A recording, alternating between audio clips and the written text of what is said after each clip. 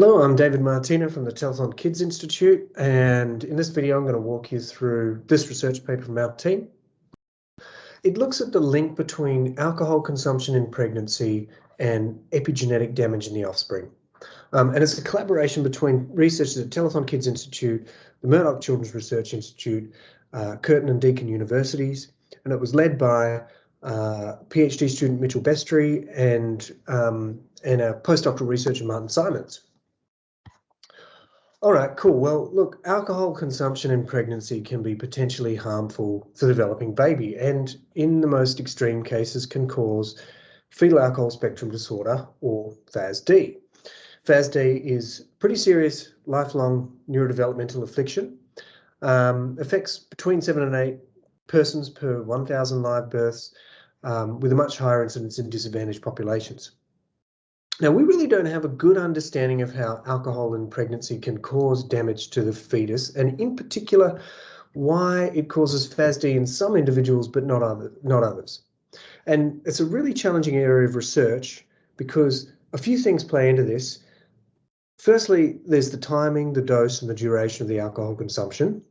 But secondly, there are also other lifestyle factors such as diet, stress, and tobacco, which all play into this. And some of these can be particularly enriched in disadvantaged populations where we tend to see more FASD. Now, one potential novel and exciting new area of research has suggested that alcohol in pregnancy may actually cause harm to the fetus through changes in epigenetic gene regulation. Epigenetic regulation refers to the molecular switches on genes that turn them on and off at the appropriate times and in the appropriate tissues during development. And things that can disrupt this process have been linked with a range of adverse health conditions, so we know it's an important process. And since these epigenetic markers are pretty tractable and modifiable, there's hope that if we understand this mechanism, then we may be able to develop new screening tools and new diagnostic tools for early intervention at kids at risk of FASD. So the point of this systematic review was really to ask the question, how robust is the current body of evidence that suggests drinking in pregnancy does affect fetal epigenetic gene regulation in the offspring? So to look at this, what we did was we conducted a systematic review of the existing medical literature by reviewing 42 published studies on drinking in pregnancy and epigenetics.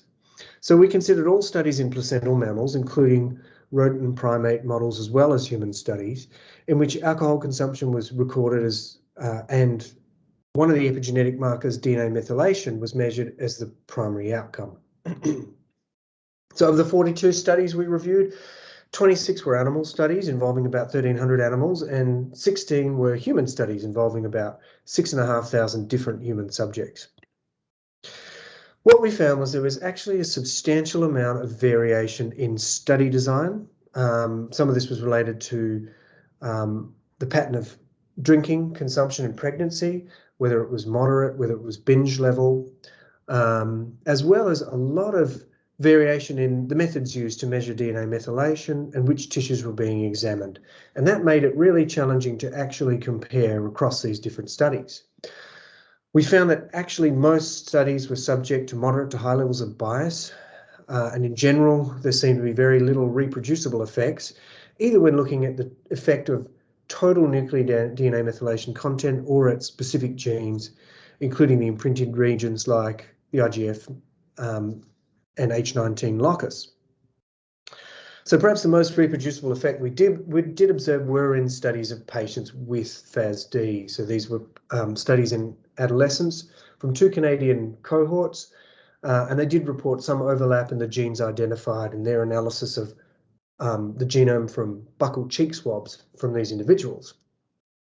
So the conclusions in the paper were that the evidence that alcohol consumption afflicts fetal epigenetic gene regulation at this point is largely inconsistent, and this could be due to the substantial methodological limitations and bias in previous studies.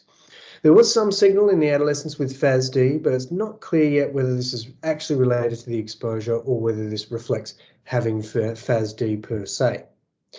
So in order to advance this field of research, we're urging for more uniform study design and analysis plans, including controlling for covariates or confounding factors, such as those shown behind me, including tissue composition, the role of diet, smoking exposures, ethnicity, all of which are known to also affect fetal epigenetic profiles.